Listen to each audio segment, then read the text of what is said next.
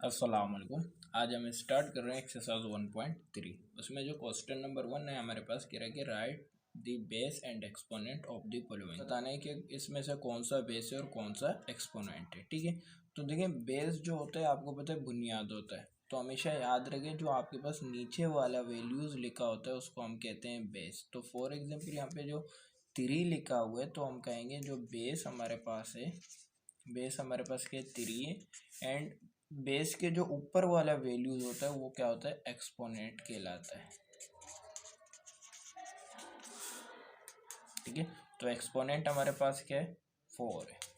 Simple ये करना है और कुछ भी नहीं करना है।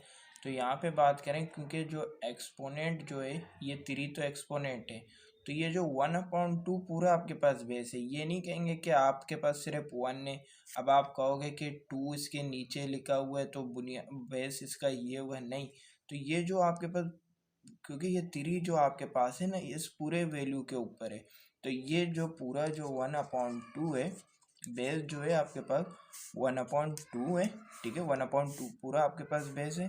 एंड बात करें एक्सपोनेंट की, तो एक्सपोनेंट यहाँ पे जो आपके पास होगा वो आपके पास क्या होगा, 3 होगा।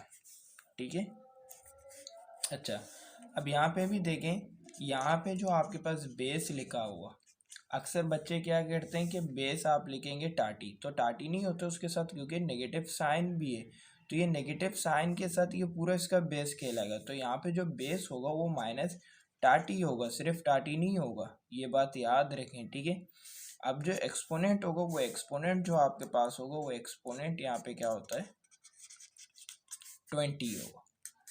बहुत ही आसान है, इतने मुश्किल काम नहीं है, बस याद रखें जो नीचे वाली वैल्यूज़ होता है वो बेस कहलाता है, बुनियाद वैल्यू, और उसके ऊपर जो होता है वो एक्सपोनेंट कहलाता है, और इसको एक्सपोनेंट को पावर भी कहा जाता है। ठीक है, ये होगा। अब इसमें आपके पास आता है identify radicand and index in the following. ठीक है, तो यहाँ पे रेडिकेंट और इंडेक्स आपको बताने, तो इसमें देखें ये जो आपके पास लिखे हुए हैं, ठीक है, ये जो अंडर रूट के ऊपर देखें वैल्यू लिखे होते हैं, तो इसको हम कहते हैं इंडेक्स। ये होता है इंडेक्स। यहाँ 3 है तो यहाँ पे इंडेक्स क्या है, 3 है। यहाँ पे 4 है तो इसकी इंडेक्स आपके पास क्या होगा, 4 होगा।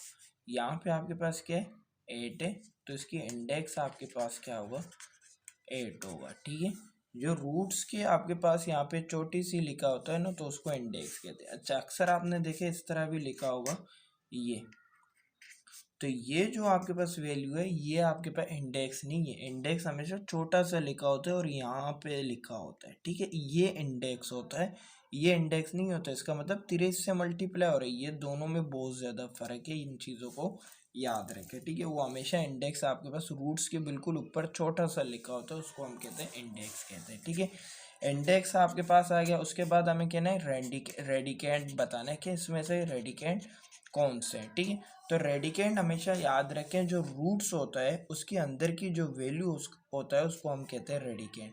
तो यहाँ पे क्या है, 5 है तो यहाँ पे 5 क्या है, इसकी रेडिकेंट है। तो यहाँ पे अगर बात करें रेडिकेंट की तो क्या है, x/y, तो x/y आ जाएगा।